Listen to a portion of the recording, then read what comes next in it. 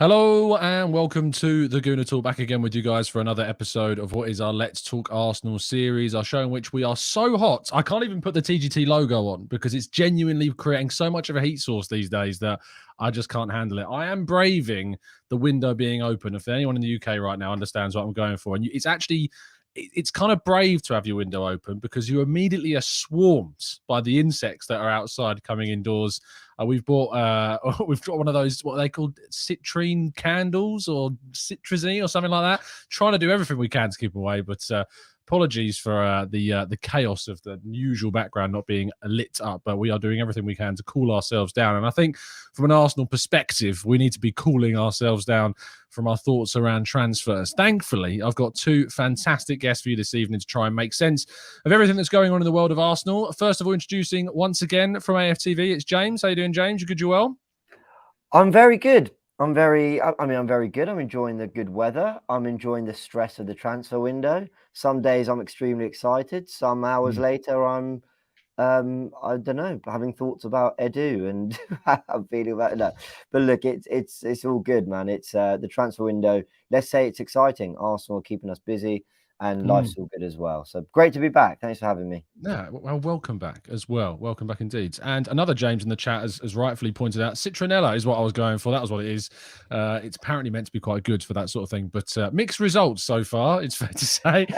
Let's bring in our second and final guest of the day as well. Welcoming back to the channel. Always a pleasure to speak with him. It's Chris Davison. How you doing, Chris? Good evening, Tom. I'm very well, thank you. Good evening, James. Good evening to everyone listening in. Yeah, I think James summed up quite nicely there. Enjoying the weather, trying to stay positive, but then all of a sudden I open up Twitter and it's thunderstorms and pouring down with rain. That's what it feels like. Trying to remain optimistic, enjoying it to a certain extent, and of course, very early days, so a lot can change. And speaking of a lot can change, I always feel like I need to caveat the start of these shows with the fact that it's 5 p.m. On the 23rd of June as we are recording, and things may change. They may change during the show. They may change after the show. I mean, they definitely will change after the show. So just be aware of whatever we're discussing is being done at this very time. And if anything changes, we'll be sure to let you know as well. And Harry joining us in the chat box as well from the Chronicles of Gooner. Yeah, it's a night. I'm trying to wear more freeing clothing. That's all I can say. More freeing clothing is the way to go. James, talk to me, mate, about Declan Rice and the current situation that we find ourselves in. I don't know. I genuinely don't know. Tom, I have no idea. Last night, I was at this actual work function. It was really nice, having some drinks. I was thought, let me just let loose and relax a little bit because this transfer stuff. And then Di Marzio, who credit to him was at the very forefront of the City bid yesterday, earlier in the day, then says advanced talks. And I'm thinking, or close to agreeing a deal. And I thought, well, that's it now. You know, City have done their whole transfer wrapped up in a day thing. But then a lot of reporters, really reputable ones, good, you know, really well sourced, all said he still prefers Arsenal. You know, this isn't done. And now we actually thought by, like you said, 5:05 today, that I think we'd have heard a little bit more. There'd have been an Ornstein bomb. There'd have been something that progressed it. But actually, a lot of the kind of murmurs, even from the more reliable ITKs, is actually West Ham haven't had a bid from either side.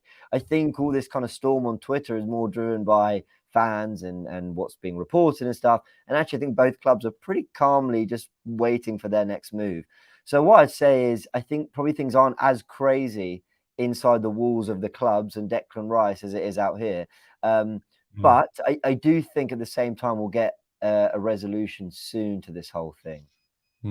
It's just about whether that resolution will fall in Arsenal's favour or not. We'll discuss that shortly. Chris, to get your own view on kind of things, you know, I titled the video, "Where is the City bids?" Because it's always felt like, I remember the Mudryk situation, if we cast our minds back to January. I remember when those reports came out that a delegation was flying out to Poland to discuss things with Mudryk. That happened relatively quickly. I think it was like in a case of like 12 hours, Chelsea had actually wrapped up that Mudryk situation. But you know, we're nearly 24 hours after, I think it was Di Marzio's tweet suggesting that, you know, Man City were close. I think he's recently put out another tweet this afternoon saying that talks are advanced, which I don't know how that's different from the previous one, but it seems like things are moving in a direction towards a conclusion, as James says. So where do you kind of sit on where you think we might be with the situation? I mean, You've both made it's so, different it's so, noises it's in so answer to that question. I mean, look, I don't want to sort of be boring as such with the answer, but again, I genuinely don't know. I mean, who knows? Apart from those actually involved in the deal, I don't think anyone really knows what's going on at the moment. Again, with the noises coming out, it seems as if it's heading towards a conclusion. And as you say, Tom, whether that's going to be an Arsenal foe, we don't know yet. But yeah, I think this was inevitable. This situation with City coming in, their interest had been sort of mentioned for a while, for the last couple of weeks. But I'm remaining quietly optimistic, I guess, and I think I'm putting that more down to the fact that obviously Arsenal, Edu, Arteta have put in a lot of groundwork into this deal already, and that's been widely reported. You hope that already in the player's mind it's Arsenal and it's Arsenal only, and that won't change. But of course, when the treble winners come calling and Pep Guardiola's on the phone, it can, you would imagine, turn one's head a little bit. So I'm not 100% confident. I'll admit that, but I'm remaining quietly optimistic due to obviously the groundwork we've put in so far, and obviously the reports stating that Rice is leaning more towards Arsenal. But again, you mentioned Mudryk there, Tom. I know you obviously can't really compare the two, different circumstances, different deals. But I guess that's stayed with a lot of Arsenal fans since January, and that fear of history repeating itself. And I suppose it's hard to look past that, and I guess that's sort of where my fears come from. I suppose Mudryk was even posting himself in Arsenal shirts on social media and praising Mikel Arteta and calling a brilliant coach, etc. And Arsenal again were I think prior months before January were in contact with Mudryk's representatives and expressed their interest. And despite all of that, as you mentioned, Chelsea wrapped up the deal in 6, 12, 24 hours, whatever, in a day's time. And it just goes to show how quickly things can change. So yeah, not getting ahead of myself, certainly not that, with this particular deal, but like I say, remaining optimistic to a certain extent. Yeah, indeed. I mean, James, do you feel there is, that sense of optimism still that's there to have? Because as we used the Mudryk example about kind of how that was wrapped up relatively quickly, and I saw reports this morning suggesting that that Man City was still kind of working out if Declan Rice would fit into their kind of plan for the future. I imagine that they'll come to the conclusion that he does, and they are going to move for him. But is there optimism? Do you feel that the preference side of things from the players' side might be enough in this case where it wasn't for Mudryk in January? Yeah, it's so fun. I mean, I could look so stupid I was about to say in an hour's time. It could be in 5 minutes' time after saying this, but we kind of admit that when we get into the world of Arsenal, YouTubing. It's just part of the job, unfortunately. Very true. You know what you sign up to, but I think while the David Ornstein news that City were making a bid today, that's what he said. David Ornstein, I consider him the king of transfers. And so that was like, wow, if they're coming in and they're making a bid, and this has reached Ornstein, you just felt there was going to be a snowball. But at the same time, it's a bit like when they say rip off a Band-Aid, and that happened, and we felt that pain of it. We kind of thought we knew where this was going to go. And then actually when that happens, but then 24 hours, it hasn't progressed the way you think, it almost maybe makes you more confident than perhaps you were pre the Ornstein thing, because you always felt City were lingering. It's almost a slightly weirdly better position to think, oh, but we know they're in, and it hasn't gone super quickly. So maybe there's weight to this. He wants to be at Arsenal. He wants to be in London, or City aren't sure where he fits, all that. I think there's a lot of, and I'm not saying it's coming from Ornstein at all. I think there's a lot of mixed information going around. And it wouldn't be surprising if different parties are saying different things. And actually, like we said, behind the scenes, everything's a bit sort of quieter and a bit more calm than we think. You asked a question earlier, kind of what we think's going on, and I wasn't really sure, so going for reports. If I'm to just plant my flag in, why not? Just put out an opinion, put out a prediction. I think we are in this kind of, he is swaying towards Arsenal. I think he is. I think Yeah. if right now he had to say yes to one of them, and he was put on the spot and the same offers were coming from both clubs, I think Arsenal have put enough groundwork in and he has really been sold on that. The thing is, there's no deadline to this. Well, there's September 1st or whatever. So this can drag on, really. He can just have more calls with Pep Guardiola. He can hear City's thoughts. He can wait for them to decide what they want. So I think we are in the best place right now. Unfortunately, that just doesn't matter because there isn't a time limit on it. Ed says, trying to keep Tom's positive mantra, but I'm cracking under the pressure at the moment. I stand, Chris, with James. I feel as though Rice would choose Arsenal out of the two if indeed an agreement between the clubs was reached. But I think what a lot of the fan frustration is around why Arsenal haven't yet obviously reached that agreement, and also about kind of the time the whole saga is dragging on as well. To provide context of the question, and as I've reported on FL, is that West Ham have had never any intention, no matter what the bid was, to do this deal early. They always wanted to wait until another club came in, at least one other club came in.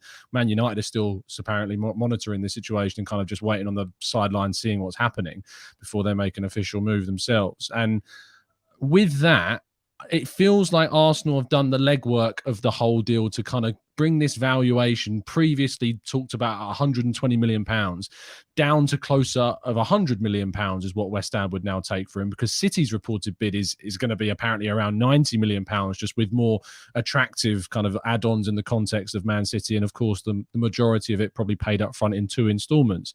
So do you think people are fair to criticise the way in which Arsenal have approached the bidding that they've gone through to try and get Rice early doors?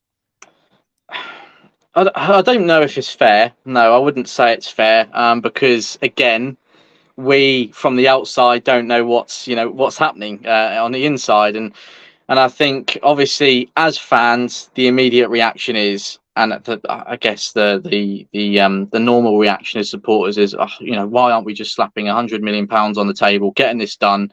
Not going through the stress, not being risky and waiting for Manchester City to come in, etc. That is the natural reaction. And I mean, I even tweeted it yesterday when the reports started to come in that Man City were preparing a bid. It was expected to go in, as James said yesterday, according to different people. And I reacted to that and was like, look, Arsenal, I appreciate you trying to get the best deal on your side of things. That is normal, and I get that. Any club would do that, as it was widely said at the time when that first bid went in. Why have we just put on? Well, I can't remember what it was exactly, but it was like 75 million there around, and then with additional add-ons and etc. And people were asking and criticising that and questioning that, but you're always going to be, and again, I'm not a sporting director. I don't work in finances, etc. I'm not an expert on this stuff, but it's common sense, certainly from my point of view, that if you're ready, if you're Arsenal and you're the recruitment team in charge of this deal or any deal, you test the waters first. And again, I think, we've been speaking about it there, Declan Rice's preference and leaning more towards Arsenal. Maybe Arsenal have got that clarification from Declan that he does want them and only them. We're just waiting for things to play out, waiting for a deal for it to be agreed. And that's why Arsenal are taking their time. That's been one of the sort of like explanations, if you like, or the possible reason why we're sort of treading carefully, treading slowly with this one, because they know that, they don't need to rush and they're not under pressure.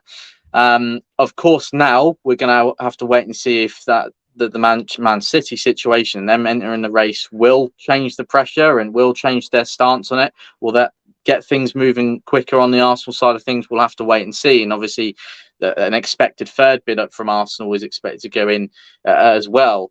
So I think without having the inside knowledge of exactly what's being spoken about in these negotiations, it would be unfair, I think, for us to just go out and blame the club, blame Edu and whatnot, for treading slowly with this and testing the waters first, because that is standard in these negotiations. However, I think once we know the outcome, and if it is not a positive outcome, I do think we have the right to question it, because a lot of groundwork has gone into this deal. It's been happening behind the scenes for a very, very long time. And then I think we would have more of a right. I'm not sitting there and going to say, oh, right, Eddie's got to be sacked. That's it. That's him done at Arsenal. That's enough. Absolute shambles. I'm not going to throw my toys at the pram, but absolutely not. I don't approach things like this as an Arsenal fan. I try and look at the bigger picture. I try and be positive. But I would question it.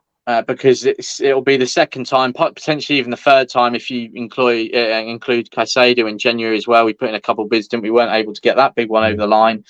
But it would be, like I say, the second or third time, especially in recent times, where we haven't been able to get a big deal over the line.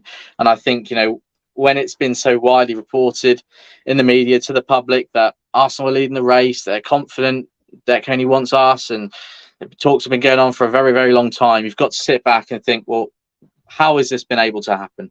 And like I said, that's if obviously the outcome's negative. But of course, if it's a positive outcome, then everyone's going to be, full of praise to the club, and rightly so, because it's a big deal. But again, it just depends on what the outcome is. Yeah, I think that's what it is. Well, sorry, Tom. Sorry. No, I think it's more about the history of big deals that haven't got done. I think if you are taking in isolation, you can somewhat forgive Arsenal not beating Manchester City to Declan Rice. Like, that in itself is a very plausible thing.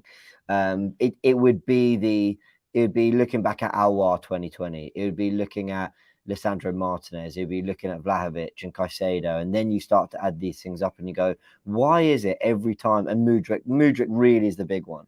You start going, why is it every time there's been a top target that Arteta clearly wants, we haven't got it done? I don't think it's just because I think Edu and Arteta here, they might have played a blinder. They might have played an absolute, and I'm being glass half full here, admittedly, but they might have played an absolute blinder that they've put so much legwork in that even big Man City can come in with big Guardiola and their 3 trophies and go, hey, do you want to come, Declan? And he goes, actually, no, I've agreed to Arsenal. I mean, that'd be a masterstroke. That'd be an absolute masterstroke. But then if they haven't got it done and they come in and they're able to just nick him from you, even though he's happy to join, then it's a disaster. I mean, really, it hangs in the balance massively for them. I hope not just for the club, but for them, that this goes the right way. No, absolutely. I think, and the next question I was going to ask you, James, was around kind of the money involved, of what we're doing. And to get to that question, to apply context based upon what you've said there, I think Arsenal have put a lot of work into this. Yeah. And the question mark is, not even the question mark, the reality is, if Arsenal agree a fee with West Ham, to my understanding, he comes to Arsenal. Like, if we agree the fee with West Ham, no matter if Man City also agree a fee with West Ham, his choice is to move to Arsenal. Man City have come into this, they were being briefed on it. They were always kind of sitting on the outside, watching from the stands, if you like, seeing how Arsenal did. And then when they recognised that Arsenal were not succeeding in agreeing this fee and that West Ham kept batting them away, because, they, from Man City's perspective, you're thinking, well, we probably know he wants to go to Arsenal as a preference. But if Arsenal are unable to reach the figure that West Ham are asking for, potentially they can't. Potentially they can't reach that figure. And we know, as the club that just won the treble and that are backed by, huge investors, we can reach most likely the figure that West Ham are going to ask. And that is the reason why why Man City have come in to this deal. What I want to ask you is around that Arsenal side of not being able to reach that fee. Should Arsenal be able to reach? If we hypothetically suggest that this is, and a lot of very reliable sources are now suggesting that 120 million valuation has dropped closer to 100 million now, and West Ham are really looking for that record-breaking deal on their part. If Arsenal have already bid a structure of 90 million, which, yes, supposedly was split up into 4 or 5 years with add-ons, which West Ham don't believe in an Arsenal context to be realistic, do you feel as though Arsenal should be able to go to that 100 million pound plus figure? Yeah, I think they can. They can. Why wouldn't they then, is I guess the question to follow up with, yeah. Because I think there is something in this report that originally they thought 80 million would be good for all parties and that it's gone up. I do think there's something in that. I also think that West Ham would have wanted a bidding war. So I think ultimately, if you're waiting for a bidding war, well, let's start the bidding war a bit lower then. I'm not sure. Look, everyone in the comments, just bear with me a second. I'm not 100% sure that Man City coming into the race is a terrible thing for the ultimate transfer fee. I know that it's seen as they bid 92, we bid 95, they bid 98, we bid out, like that's kind of how people think it will happen. Mm-hmm. Man City's opening bid is pretty much same as ours, just again more achievable add-ons, like you said, and a slightly better payment structure. It's not exactly blowing us out of the water. That's not far off the deal I saw West Ham fans calling embarrassing and insulting. And so Man City aren't going to come in because that's not how they've ever done things under Guardiola. In the last 5-6 years, they're not going to come in and go, yeah, 120 million, he's ours.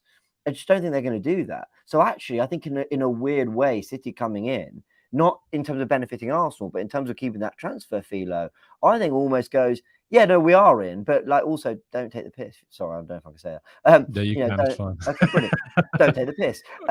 We're also coming in at the £90 million valuation, maybe 95. And Arsenal go, yeah, cool, we'll match that. And then it's about what the player wants. So it really is like, should we have just got to 100 and just paid what they wanted? I really believe, and maybe it's just pure copium this, I really believe if we offered 100, they'd have asked for 110. I just believe that. I just don't think there was ever a set price, like a release clause type price, that they would have just said, yep, cool, thank you for meeting that on June 1st. Let's get on with this. I think they're always going to wait for a bidding war. So, and I don't think Man City are actually going to go to ridiculous. I actually believe that report, that they're not 100% sure if that's definitely the player they want. I do believe that. Yes, he's a supremely talented player, but, is he a Gundogan? I think he's a box-to-box in a way. I'm not sure he's got the final third quality and intricacies and tight areas that Gundogan has. So, I don't know. I think they are pondering it as well in a weird way. Look, I'm probably just being ultra hopeful. Maybe it's a Friday afternoon, the sun's out, I'm feeling good. But I'm not sure Arsenal could have just gone, here's 100 million, let's do it. I don't think that would have materialised the way we think. Yeah, I agree. I think that what I struggle with, and what I will struggle with, rather, is the better way to phrase it, is if Man City agree a fee below £100 million, that's when I'm going to start sitting here and going, as I think Chris said earlier, that's when we're going to start questioning, why, if they're able to agree a fee there, haven't we matched it? And I'm not talking about matching it in terms of add-ons like winning the Premier League. I'm saying matching it, but our add-ons are qualify for the Champions League, get to the semi-finals of the FA Cup, or get to the quarters of the Champions League, something that West Ham see as a realistic, attainable achievement for Arsenal. That's when I will question that. And that's when I'll start looking at, I don't want to get into the whole debate about the Edu versus the owners, because we talked a lot about on yesterday's show, but specifically on the financial side of things, Chris, the Kai Havertz deal, Arsenal have agreed a deal, £60 million spread across 3 years, £5 million in add-ons is the suggested kind of breakup of that. People have suggested that, well, that's a lot of money that you've spent on a player. You're maybe looking at the Declan Rice deal and thinking, we can't go higher than this figure for Declan Rice. Well, why on earth did you spend so much on Kai Havertz? How would you tackle that kind of obstacle being thrown the club's way? Yeah, well, again, I mean, I know it's the sort of easy answer in a way, but we don't know, apart from a few reports here and there, we don't know, obviously, how much Arteta's got to spend this summer, I guess, really. Look, 65 million. I mean, obviously 67 has been mentioned as well, if the add-ons included and stuff. It is a lot of money. Especially, when obviously the player involved and the question marks around the move altogether. But I mean, if those reports are to be believed as well, we've got Havertz for just under what Chelsea were originally looking for. I think 75 mentioned, something like that, that Chelsea were holding out for. Again, it might not seem a lot, but we've got him for less after putting in that initial bid. It was rejected. So look, Arsenal are always, as the buy, is going to be looking to get the best price possible, and that's fair enough. That's how they approach these any deal, really. I mean, I'm sure we're probably going to touch on him in a little while, but Jurrien Timber, that's obviously been looked at as well. We've already had a bid knocked back for him, and we're going to go back into another one. And there's already reports with that one. Ajax was saying we want 60 million, but we might be able to sanction something below that again. So that's looking like a good deal. So I mean, it's hard to say, isn't it, Tom, without really knowing the ins and outs of Arsenal's finances and what's available to spend this summer in order to answer that. But Arsenal must have some confidence, whether it's from West Ham, whether it's from the players' side, that they can get Rice at a fee that was originally going to be below West Ham's asking prices, that sort of James has been touching on there. And just like they did with Havertz, there was an indication that they were going to be able to wrap that up for lower than what Chelsea were originally asking for, and now obviously with Timber as well. So it's hard to say, obviously, until the deal's done and we know the figures for certain, the confirmed figures are involved to judge that. But there's got to be assurances, and maybe Eddie, as well, he'll know how much the club has got to spend this summer and be like, right, obviously we've been able to wrap up Havertz first because Chelsea were wanting and needing to sell. The player was keen. That's done, but we've managed to go and get a price which isn't going to sort of impact the one for Rice in the coming days and weeks. So the club would have planned all of that out. I think they'll know that regardless of Havertz, probably regardless of Timber, there's absolutely a price there to be agreed with West Ham, in which they find realistic and achievable. So, that we've just obviously got to wait and see what price it is going to ultimately be in the end. Absolutely. I just to kind of round off the Rice thing, not to round it off completely, because I'm sure in the Q&A you guys are going to have some questions throwing in, I'm sure. But I on the channel have said for so long, and those that have watched it for some time will know, that the most comical reports I see are the war chest reports. These ones of Arsenal to be backed with £200 million this summer. This window, more than any other window, should teach you how rubbish they are, because when it comes to budgets and what Arsenal have to spend, they are nearly non-existent when it comes to clubs and about, because the reality of the situation, to my understanding, when speaking to people involved in clubs, is that it's not the case. And that is what happens when you have players structured in terms of deals. So you look at the Havertz deal, Arsenal haven't spent £65 million of their budget on Havertz this summer because there isn't a budget. They have individual valuations of what they are willing to spend on certain players. That's why you didn't see us go any higher than 70 million for Caicedo in January. It's why you didn't see us go any higher than 80 million for Mudryk. And eventually Chelsea obviously agreed an £88 million deal with everything all in on him, with, a structure and add-ons that were more acceptable on their side. With Declan Rice, we have a valuation individually, which is why it didn't matter what we invested in Kai Havertz if we got it below or on our valuation of the player, because whatever we have got in terms of evaluation for Rice will not be affected by that Kai Havertz deal. The same with Jurrien Timber. We will have a valuation for Jurrien Timber that we will not go beyond. James, do you want to come in on that point? I think you're spot on. It's why I get really irritated by these, I can't believe we spent 65 million that could have gone on Caicedo. It just doesn't work like that. Yeah. If they want Caicedo for 120 million, they'll get Caicedo for 120 million. I'm not saying there's not a limit to what they can do, but the point is that I think this idea that, and look, by the way, I'm sure people right now could dig up a tweet where I've said that. I've definitely said that. We've all tweeted things we don't agree with anymore. It's just the way of the world. Yeah. I'm sure I've said, but we spent all this money here when it could have gone there. I don't really have much more to add to that. What you just said. I think people just get a little too.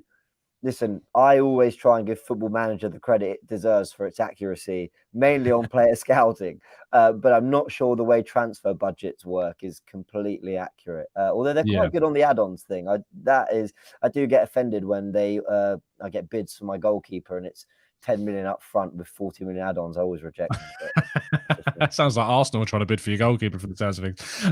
Raybeam says Stan recently added $2 billion to his personal fortune. We can afford most players. And again, this is the misconception. It's not about what Arsenal can afford. It's about what Arsenal value the player. Certainly Arsenal, I imagine, could, if they wanted to, if the owners wanted to, could spend £120 million on Declan Rice and go that level. But if internally if the club don't value that player beyond a certain figure, they're going to be very reluctant. Whereas Manchester City might value the player. I mean, James, as you alluded to earlier, there's reports that Man City have either had internal kind of debates about whether or not they're willing to go that big on Declan Rice because they necessarily don't value him that highly. If you remember, Man City had a valuation for Marc Cucurella. They didn't get Marc Cucurella because Brighton's they wanted was more than what Man City were willing to pay. And so he went to Chelsea. And I had to jump on that because I uploaded a video to my channel the other day. It was a chat I was having with Robbie about knowing to say no. And what I was basically talking about was, look, it's very easy, Man City, who are in the position they're in, to be able to say no, and the fans don't really kick up a fuss, I'm sure. But the way they've operated, and we've touched on this, they wanted Maguire. They wanted Alexis Sanchez before they'd won a trophy under Guardiola. And ultimately, it didn't happen. I can't quite remember whether that's because we rejected everything or ultimately they weren't getting to the fee we wanted, but it didn't happen. They wanted Alexis Sanchez. They wanted Harry Maguire. They wanted Fred. They wanted Jorginho, but Chelsea came in with more. There have been several targets that they have known to say no to. And people kind of look at it as like, well, being a big club is just spending what you got to do, doing what you got to do. And there is an element of that. There is an element of we are going to overpay. We are going to do that little bit more because this player is crucial. But at the same time, more often than not, it is sticking to your valuation because it helps in the long term. When you move to your next target, that club that is hoping to receive funds for you, they're not going to demand ridiculous fees. They know how you operate in the market. And then when you come to selling players, I also think you work on a more respectable level because it's, we're not going to keep players that don't want to be here. We're not going to take the mick when it comes to the transfer fees we demand, but we expect the same back when we're doing deals. That's why Man City are kind of very rarely buying and selling at the 80, 90 million pound mark for their players. Jesus and Sterling went for 45, 50. Haaland came in for around 50. Kane was demanded for 120. They offered 100, didn't get done. They walked away. I think there's somewhat, and I know City, there's a lot of criticism for the way, the 115 charges and all this kind of stuff.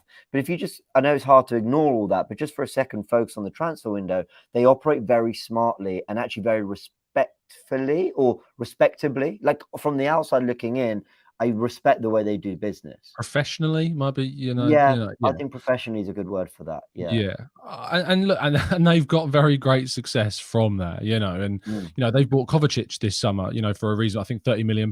You look at that deal and you're like, it's good business. They're adding a player that's Premier League competitive, won a Champions League. It's going to replace what they've lost in Gundogan. Even Gundogan, you look back at that deal, nothing was really made when they signed Gundogan. It was just a good player from Borussia Dortmund. He turned into a world-class player. And I think that happens with Arsenal. We saw it with Ødegaard is a great example, a player that we signed for 30 million quid, similar to what we spent on Zinchenko. Both those players have gone on to prove to be massive assets to this team. So the valuation of players that clubs like Arsenal and, as James has highlighted there, Man City as well, is really important when discussing kind of the level what we can go to. Yes, we might be able to afford those players. Should we be going 20, 30, 40 million pounds over our valuation? I'm not sure that's sustainable for any club, as Man City are proving.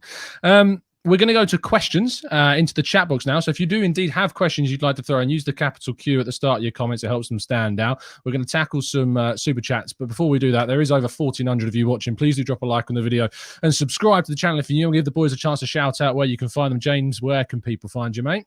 Do you know I changed my social handles recently, so I've kind of forgotten them. It's something like JamesB_AFC. It's something like that. That is exactly what it is. Yeah. Is that it? Okay. Good. Thank you. But I am uploading content to my own YouTube channel actually now. Very much inspired by what you're doing with the Gooner Talk and obviously all the stuff I'm doing at AFTV as well. So go check that out. It's just called James B, I think. Something like that. Yeah. I'll make sure to leave a link to it in the description. Chris, thank you as always for coming on, my friend. Tell people where they can find you. Pleasure to be on as always, Tom. I'm just mainly on Twitter at @CDavison_AFC, and obviously regularly posting on there. So that's where people can find me. Yeah, I don't actually know these two. I just searched _AFC and they both popped up. So that's why they're here. Let's go to those super chats. Tom Sabol says, talk us off the ledge. Clear things up for us. You're better than therapy. Question, why are Skies and BBCs of the world pushing the narratives from unconfirmed rumours? That doesn't help. I suppose this is the paper talk articles you see come out? James, what do you think of the paper talk articles we see of all the Do you want rumours? the really cynical answer? I'm not begrudging them. It's money. It's views. And I'm not. Listen, there is. We touch the glasses. He's serious. Yeah. It's.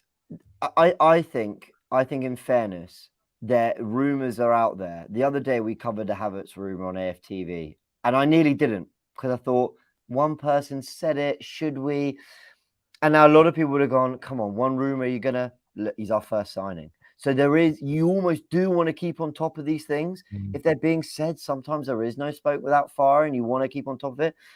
But of course, there is also a degree of like, look, people are talking about it. We're going to be a part of the conversation.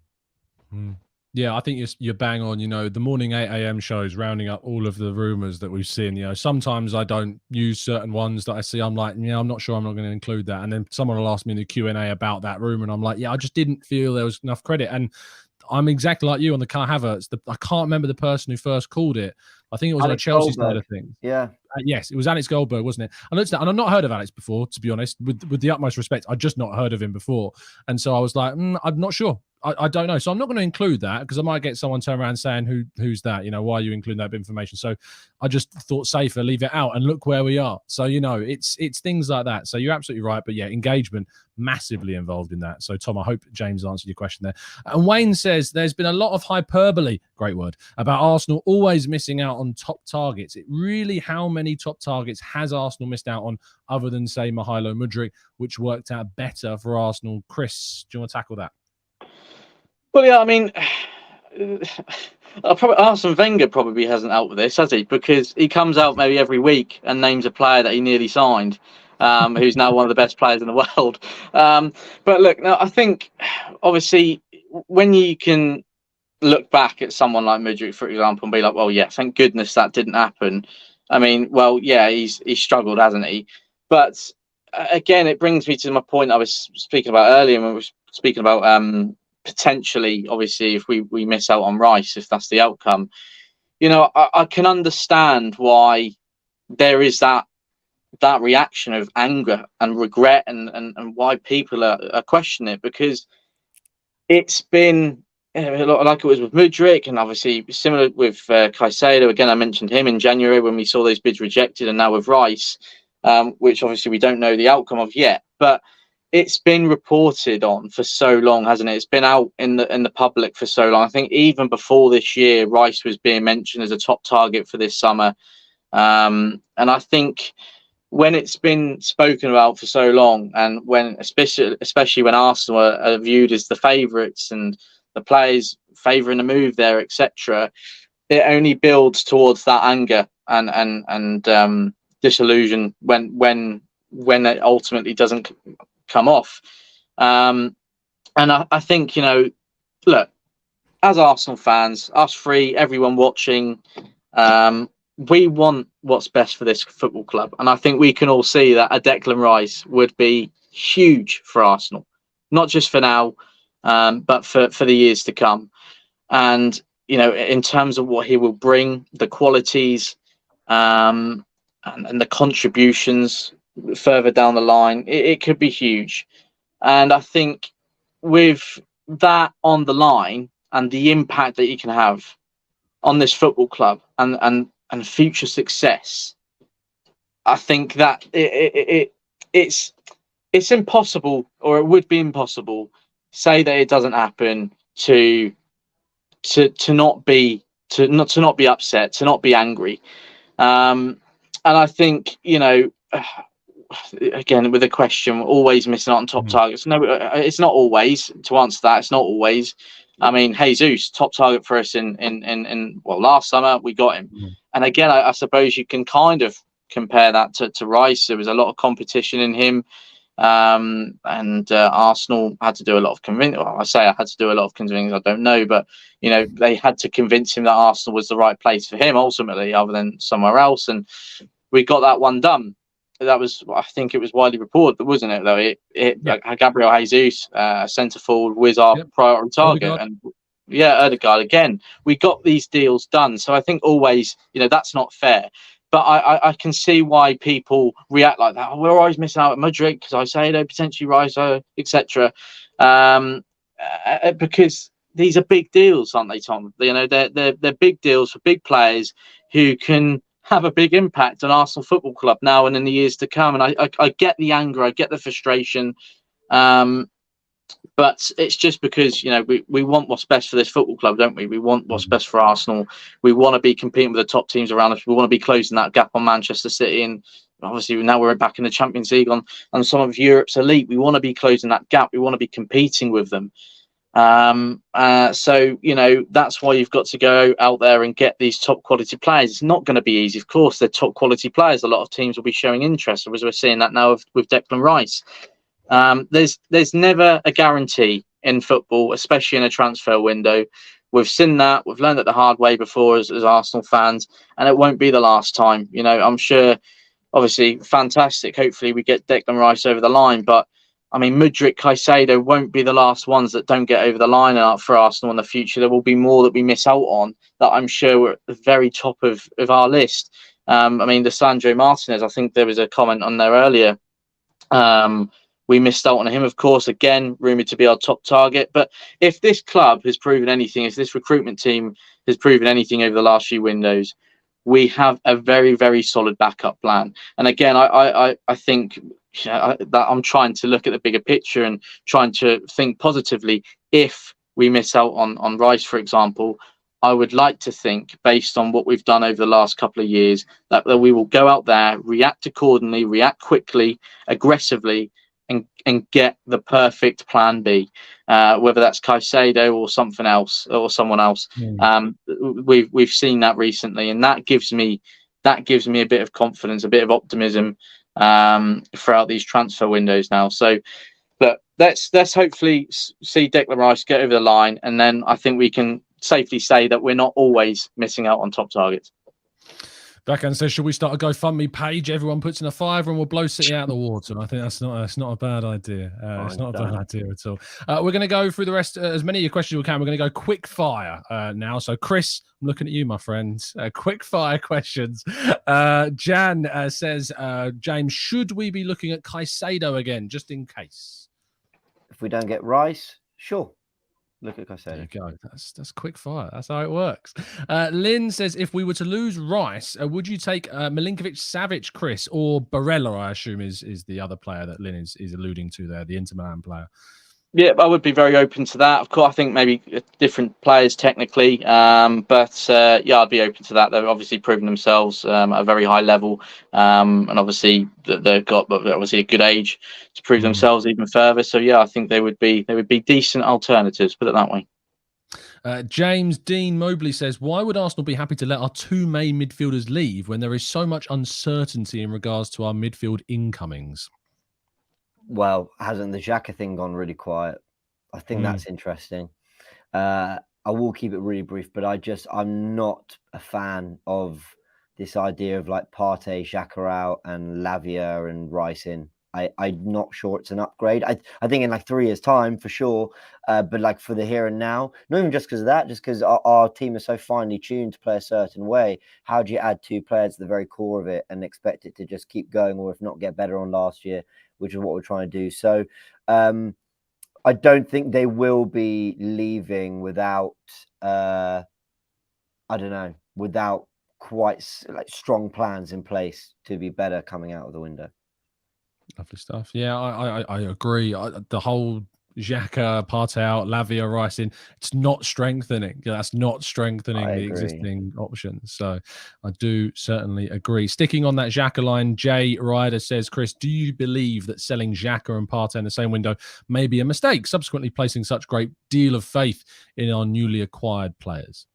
I mean, yeah, quite potentially can come back to bite us, can't it? I mean, but ultimately we won't know that until a few months' time. But as James alluded to, I think it is, put it this way, a very, very big risk to let go. Obviously two of your most important midfield players go. Obviously, played a big part in where we are today, and then bringing in new faces. That's James sort of phrased it as a strong plan. Yes, it does need to be a strong plan if those two go. Ultimately, you need players, you want players that can come in and hit the ground running. One of them be Declan Rice, which I'm sure he can probably do now in the league.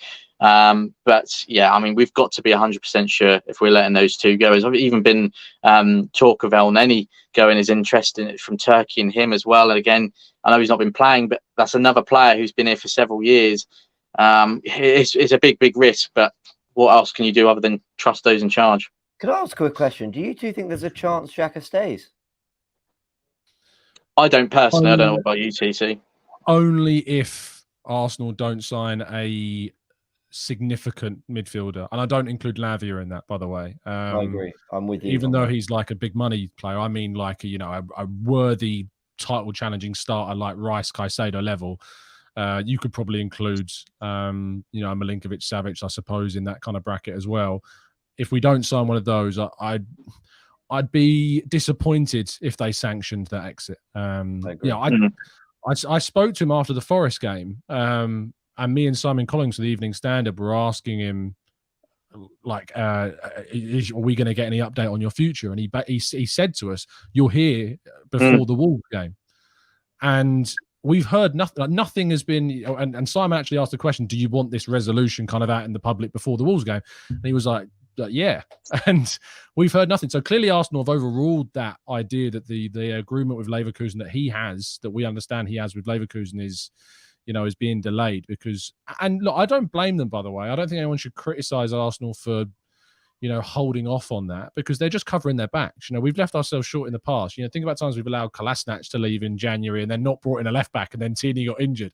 It's things like that we need to make sure that we don't do. So if we do allow him to leave and we don't sign a midfielder, we've left ourselves short. So I do respect the fact that they've done that. There was another super chat from Atul. Who was next? I've lost track of it. I think it was James, wasn't it? It was James. Sky reporting the Man City have matched our bid of 90 million. However, they've changed it to 2 installments and better terms, and they're ahead of us now and expect this to be confirmed. What do you think about it? Is that enough? He really didn't like you answering that question. Yeah, I think it's James. I'm logging off. At all, I don't mean to be rude because I might have missed something, but I haven't seen that from Sky. That's so. What I think he's alluding to is Football Daily, who obviously tweet a lot of Sky Sports News clips. Yes. They're talking about Di Marzio's report, and obviously Di Marzio does, I think, work for Sky Italia. So that's where I think it's coming from. Okay, sure. When I think about it, I think we can better that. So I think if that's their opening offer, fine. I think they'll make an offer of some sort. So if it's that, I'm quite happy with that. I'm more worried. I'm weirdly more worried if they come in and offer like 100 million pretty much there and then. Then I'll be like, oh gosh, okay, they're trying to get this done quick. Yeah, indeed. I think Chris may have had a power cut, so we'll see if we can get Chris back, hopefully soon. Until then, myself and James will tackle these questions. I did say into the chat, if anyone could ask about Timber, that'd be great. I know you're all very much, focused on. So we've naturally just had people go, Timber? That's the question. That's it from Tezzy. I mean, you did what I asked, to be fair. Yeah, James, I feel like this is a deal that's really going under the radar right now. And all the focus is on, obviously, the Havertz still being done and then the Declan Rice behemoth that it is.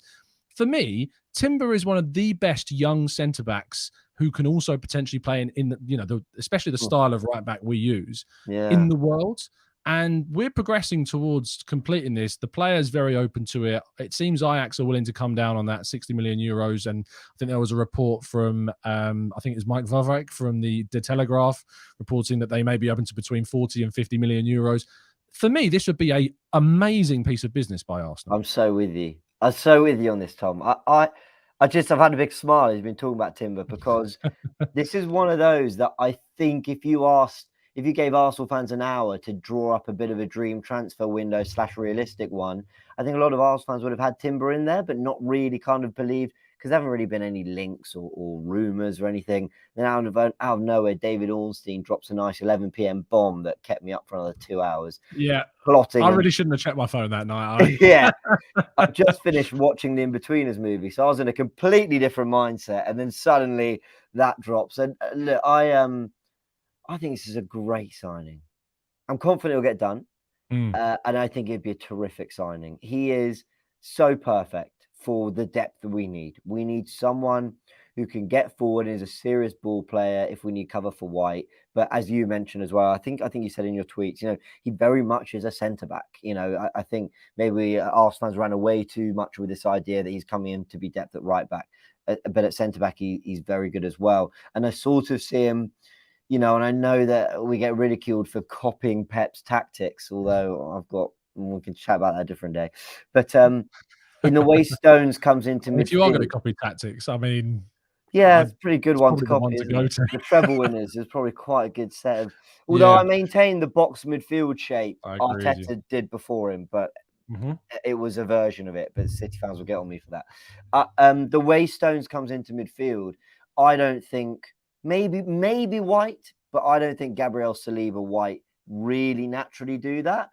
Timber looks like he really could naturally do that. And I think he just gives Arteta another way of adding something more to that midfield and playing around with his defence. So I'm a huge fan of that. You'd get bored, Chris. It's so hot in my bedroom that my phone overheated and it just... Wow. I weren't kidding, people. It's ridiculously warm here in the UK. Yeah, apologies for that anyway.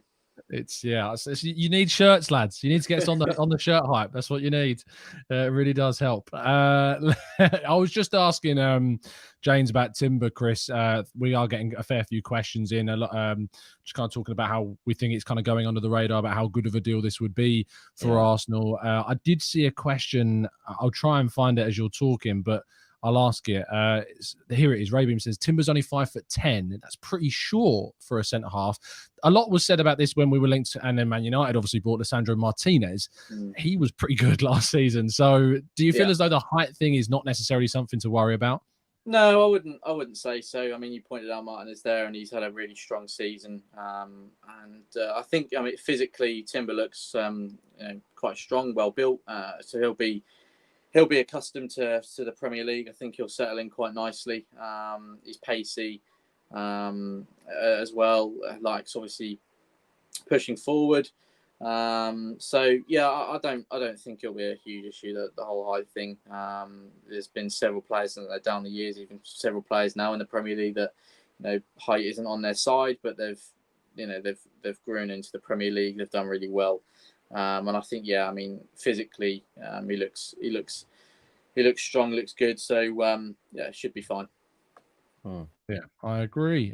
Jumping back into we got just about 5 minutes left. We've got time for a couple more, I think, as well. Vanna Duty says, James, do you think KSE are slightly complacent with our squad because we finished second despite injuries at crucial stages and don't think it needs a large amount of spent on it? I mean, do you even agree with kind of the point of view there as well?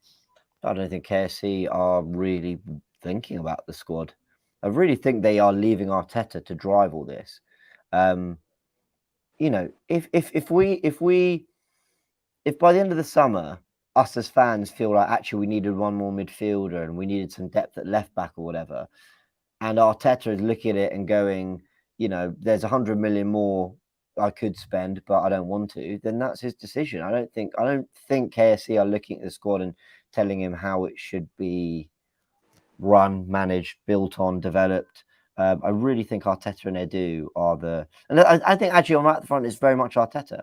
Edu, I think, will just help to identify players and get them done. But I really think the Arteta is driving the squad being what he wants it to be. Yeah, I think I worry, especially if we don't get Rice. And I was talking with Umar about this on the Arsenal Way this morning, is if we don't get Rice, then that's another player that we've not delivered, Arteta, that we really wanted. Yeah. And I think there's a growing kind of realistic thing that Arteta could feel in the future that if he's not at a club that's delivering him the players he wants, that he could move. And I know there's I'm there's so on still that plenty too. of Arteta outers out there. Sorry, what'd you say, James? I'm so on that with you as well. Yeah. I think no matter what happens this summer, I think this year being back in the Champions League and all that, I think he's an extremely ambitious individual. And even his love for Arsenal, if we're not doing our bit, I think he'd leave with sort of the blessings and respect from the fan base in a weird way. If it was because we kept missing out on Rice and players like this, I think he would be tempted. I hate to say it. Yeah, me too. I think we'll be able to take one more. I think it was a good question, Chris, on Tonali that I'm going to try and find.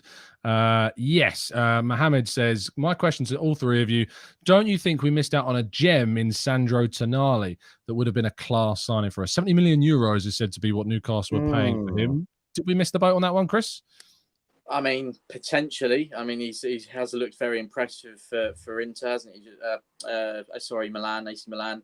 I mean, but I don't know. It's difficult, isn't it? We know comparing the Serie A to the Premier League and the style of football and the physicality and 3 the European tactics. finals their clubs got to. It's worth pointing out. Well, yeah, true. But I mean, look, I think I mentioned it with Timber, but I'm not sure how tall Tonali is. But again, he looks very physically well built, and I think he'll slot quite nicely alongside someone like Bruno Guimaraes. That's a brilliant midfield, isn't it? You've got to admit they're building something very, very exciting at Newcastle. It must be said.